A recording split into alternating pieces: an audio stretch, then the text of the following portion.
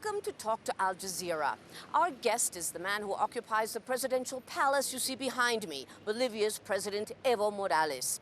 He was born in one of the poorest parts of South America's poorest country. He wasn't able to finish secondary school, yet he became prominent as the leader of this country's militant coca farmers. But he really drew the world's attention when 2 years ago he was elected as this country's first indigenous president, joining a wave of leftist leaders who've come to power in South America. He's raised eyebrows because of his close friendship with Cuba's Fidel Castro and Venezuela's Hugo Chavez, and he's facing serious challenges from opponents who are in fact even threatening to secede from the nation if he doesn't grant their provinces autonomy. Yet the leader of South America's most politically unstable nation seems determined to forge ahead with what he calls his socialist revolution. It's an honor to have you with us, President Morales. I'd like to start by asking you about your very, very ambitious plan to redress the centuries of discrimination and oppression that you've spoken of against the indigenous people of Bolivia, against the majority, which you've compared to apartheid in South Africa. It hasn't been very easy, though, has it? Bueno, muchas gracias por la entrevista. Thank you for inviting me.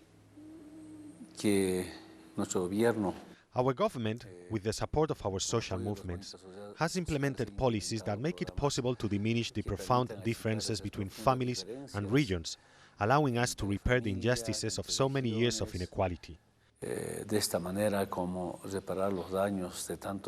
But I'm very sorry to say that there are certain groups and families that resist the social policies we are implementing. The story of Bolivia is of internal and external colonialism, which always held the political and economic power here. And taking that power away from them has a price.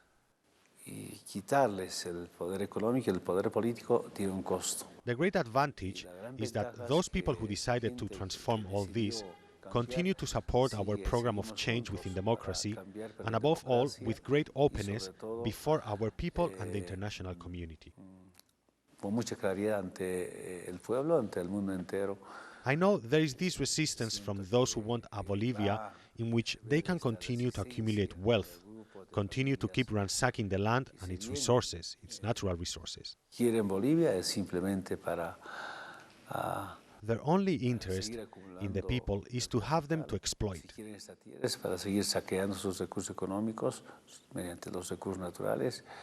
Those are the profound differences we have with some conservative groups in Bolivia.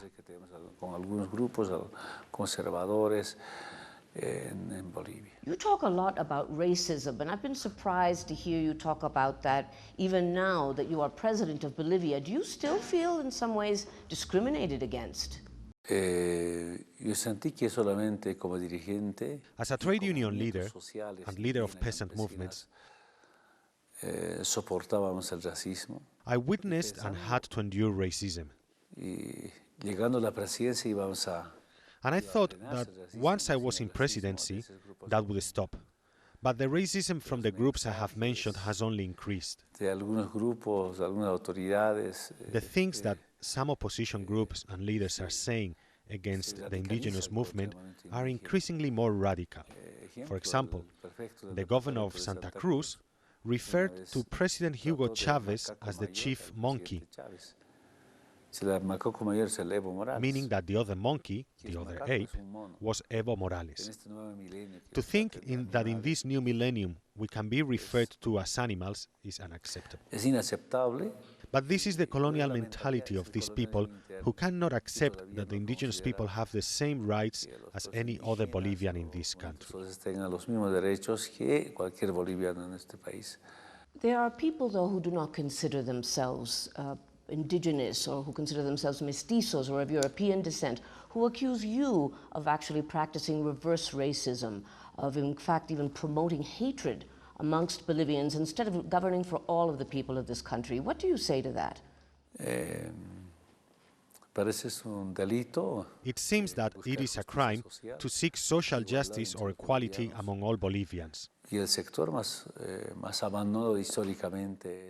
Historically, those who have been most abandoned have been the peasants, And if you work to help them, you are accused of being racist. Our economic policies are for every Bolivian, not just for one sector. But if we do not resolve the problem of the indigenous people, who make up the majority of the population, it is impossible to think that there will be social justice in our country. So, each and every one of us should seek to repair the damage done over so many years.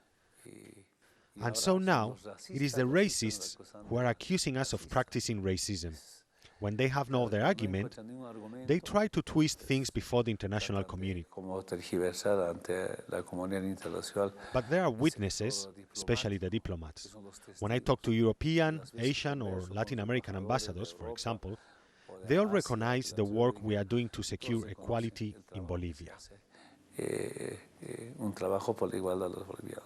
But I'd like to talk to you now about your new constitution. This is it. It is a major step in any country to have a new Magna Carta, but this one was approved by your supporters without the participation of most of the opposition. Do you consider that democratic? It was nevertheless approved by the majority of the Constituent Assembly. But without the opposition taking part? Some opposition groups were there, like Podemos, and some other small groups too. Everyone took part except one party, the MNR, and another small party. Every other political and social group helped write the constitution. But anyway, whether the majority of the opposition participated or not, the problem is that these conservative groups don't want democratic transformations. They do not want peaceful change, especially if it means promoting equality. Which article can they object to in that constitution? Absolutely none. Maybe the part that deals with autonomy. But the new constitution guarantees autonomy, which the majority of Bolivians have voted in favor of in a referendum.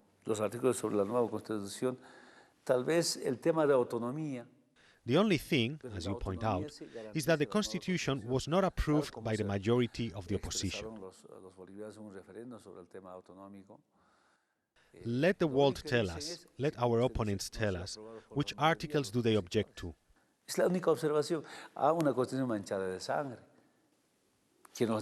None. According to international analysts, this is one of the most progressive constitutions in terms of social policies. That's what we wanted.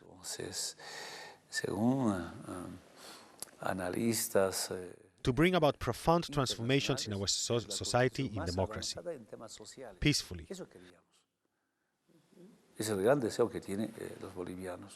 And the new constitution seeks equality for all Bolivians. We are such a diverse society. Like you, with blue eyes, there are Bolivians with blue and green eyes, there are people with black skin, dark brown, mestizos. I always say we are all Bolivians. But there are Bolivians who have been here for centuries and Bolivians who are more contemporary. Those who have been here the longest, the indigenous people, are the majority and they are the poorest. And the others, who are the minority, are the richest. Our constitution seeks to equalize these two groups, because we are all Bolivians.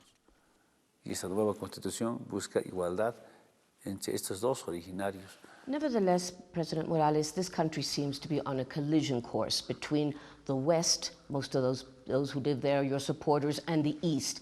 People, provinces that are in fact, in some cases, even threatening to secede from the nation if you do not agree to give them the autonomy, the type of autonomy that they are seeking. Is there any middle ground here? I know that you've asked for the mediation of the Catholic Church.